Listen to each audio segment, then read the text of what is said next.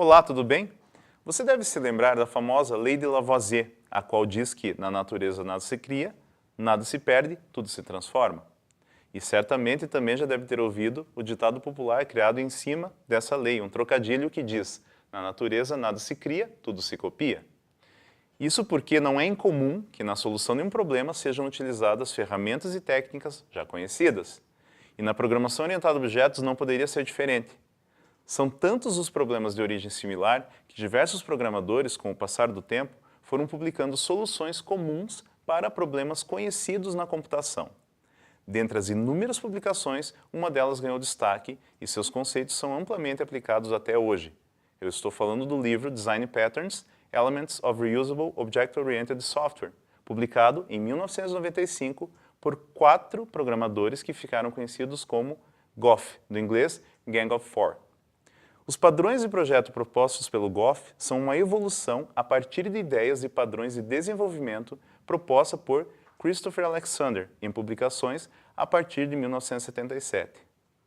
Os padrões GOF são distribuídos em 3 famílias: padrões de criação, que estão relacionados à criação de objetos, padrões estruturais, que estabelecem as associações entre classes e objetos, e padrões comportamentais, que tratam das interações entre classes e objetos. Vamos passar por cada um dos 23 padrões distribuídos entre as 3 famílias, dando um enfoque maior nos que são mais utilizados. Começando pela primeira família, que estabelece os padrões de criação. E o primeiro padrão dessa família é o Abstract Factory.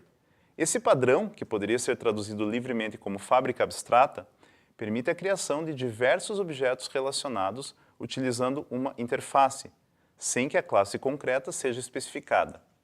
Uma interface em computação é uma definição de comunicação entre duas entidades.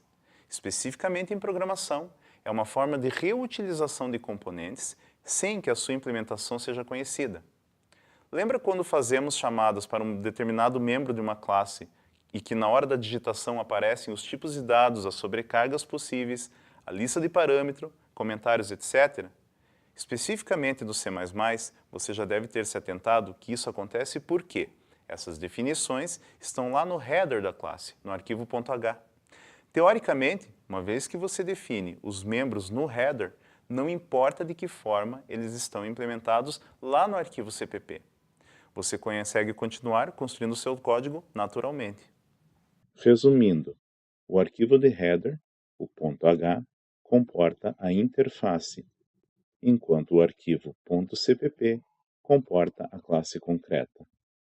Com funcionamento similar ao Abstract Factory, existe o Builder, próximo padrão da família. Ambos criam objetos complexos, isto é, mais de um objeto relacionado.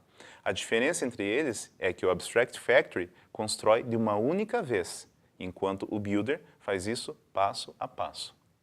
E nessa mesma linha de construção ainda há o Factory Method. Ele é um método que retorna um objeto que pode ser instanciado nas classes derivadas, ao invés disso acontecer na classe base. O Prototype é um objeto com a principal característica de poder clonar a si mesmo. Isso significa que ele também é um Abstract Factory para um número reduzido de classes. E para finalizar a lista de padrões de construção, temos o Singleton, que é uma classe cujo objetivo é garantir que haja apenas uma única instância da classe. O Singleton é bastante utilizado em aplicações que, se houver mais de uma instância de um mesmo objeto, pode haver problemas de performance ou replicação. Para que isso aconteça, o construtor de um Singleton precisa ser privado e deve haver um método público estático para a criação do objeto, caso ele ainda não exista, ou para o retorno de um objeto existente. Observe. Imagine que você tem uma classe em C++ para se conectar a um banco de dados, e este banco de dados só aceita uma única conexão vinda de cada execução da aplicação. Neste caso, uma mesma aplicação não poderia ter mais de um objeto instanciado da classe banco de dados. Portanto, o código deverá fazer o devido tratamento da criação do objeto através do método estático. Observe no código exemplo o método getInstância. Ele cria uma nova instância, se ela não existir, e então retorna a instância, recém-criada ou já existente. A próxima família é a dos padrões estruturais, e o primeiro deles é o adapter. A palavra, do inglês adaptador, já sugere o que ela faz. Ela permite que classes com interfaces diferentes possam interagir. Ela faz uma adaptação, criando uma interface única, a partir das interfaces diferentes de outras classes. Em seguida, nós temos a bridge, do inglês ponte. Esse padrão permite que diferentes interfaces sofram variações independentemente de suas implementações concretas. Nesse padrão, a hierarquia, isto é, a cadeia de heranças que define as interfaces, é separada da hierarquia que contém a implementação. Existe também um padrão específico para definir um objeto que é composto de várias classes de mesma hierarquia. É o composite, do inglês composto. Observe. Pense em uma interface gráfica de um sistema como o Windows. Uma janela é um elemento gráfico, assim como uma caixa de texto ou um ícone. A janela é um composto de elementos gráficos, ao mesmo tempo em que ela também é um elemento. A janela é um composite, isto é, um composto das outras classes. Você sabe que a classe é uma definição de um tipo abstrato e que, a partir dela, durante a execução do programa, serão instanciados objetos. Agora imagine que essa classe não possua determinado comportamento em sua definição e que isso só irá aparecer depois do objeto instanciado, durante a execução. Esse comportamento, adicionado dinamicamente, é chamado de decorator, ou também de wrapper. Ainda dentro da mesma família, temos o facade, que é uma palavra francesa, né? E é uma interface simplificada para a funcionalidade de uma API. Uma interface avançada de programação. A proposta desse padrão é melhorar a compreensão para o uso de uma determinada funcionalidade, ou, às vezes, melhorar a interface que originalmente foi mal definida. Ainda na mesma família, com o objetivo de otimizar recursos computacionais, temos o flyweight. O flyweight é uma forma de implementação onde vários objetos que comportariam o mesmo dado possam, ao invés de replicar, compartilhar esses dados em memória. Neste caso, se dois objetos forem fazer uso do mesmo dado em memória, cria-se um objeto adicional apenas para comportar o dado que será compartilhado entre os outros dois objetos. E os outros objetos fazem reuso do dado, referenciando o objeto adicional diretamente na memória. A implementação do flyweight pode ser facilitada através do último padrão da família dos estruturais, o proxy. Este último trata-se de um controlador de acesso aos outros objetos. Ele é praticamente uma interface para outra interface, porém com esse controle de acesso. E a terceira e última família dos padrões é a dos padrões comportamentais. O primeiro padrão comportamental é o chamado de Chain of Responsibility, do inglês, cadeia de responsabilidade. Esse padrão estabelece a chamada sucessiva de vários objetos em cadeia, a fim de se resolver um problema.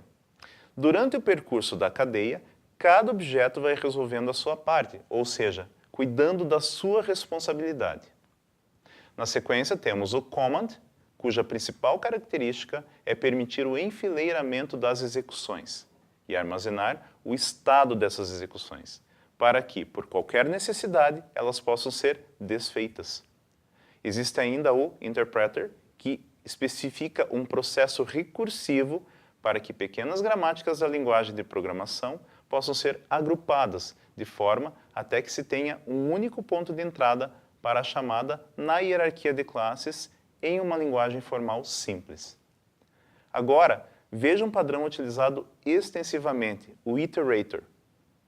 O iterator é um objeto que permite examinar de forma iterativa o conteúdo de um container. Seu principal uso é no percurso de listas. O for each, presente em diversas linguagens, dentre elas o C#, é um iterator, ou seja, um iterador implícito bastante utilizado para este fim. Normalmente, um programa orientado a objetos implementa um número expressivo de classes. Quanto mais classes, mais complexa é a comunicação entre elas. Para ajudar nesse cenário, existe o padrão Mediator, que propõe uma interação simplificada entre as classes, reduzindo a dependência entre os objetos que estão se comunicando. Durante a execução de um programa, pode ser desejável que ele retorne a um determinado estado anterior. Para isso, existe o memento, cujo objetivo é armazenar o estado de um objeto para permitir o possível retorno a esse estado anterior. O próximo padrão dessa família é o observer. Uma das relações comuns entre classes é a agregação, onde um objeto é criado a partir de um conjunto de outros objetos que, se destruídos, levam à destruição do objeto possuidor. Aí entra a figura do observer, para garantir que, quando o objeto mudar o seu estado, os seus dependentes, no caso, o objeto possuidor, sejam notificados dessa mudança. E, uma vez que falamos várias vezes sobre estado e mudança de estado, o padrão que define quando um objeto pode assumir um determinado estado ou mudar de estado é o state. Ainda há o padrão strategy, que sugere a implementação de diferentes algoritmos independente dos objetos que utilizem. E, para auxiliar nessa implementação de algoritmos independentes, há o template method, um padrão onde parte da definição do algoritmo é feita com o uso de métodos abstratos. Nesse padrão, as subclasses devem se responsabilizar pela implementação concreta dos métodos, de acordo com a necessidade. E o último padrão comportamental, e também o último de todos os padrões, é o visitor, que provê a habilidade de incorporação de novas funcionalidades à estrutura de um objeto, sem que essas funcionalidades precisem ser modificadas. Quanta coisa, não? Além dos padrões Goff, muitos deles bastante utilizados em aplicações robustas, há também os padrões GRASP, que estabelecem um conjunto de práticas e responsabilidades para classes e objetos. O importante é que você tenha em mente que, para se construir uma aplicação orientada a objetos sólida, muitos desses padrões deverão necessariamente ser respeitados. Eu fico por aqui, um grande abraço e até a próxima.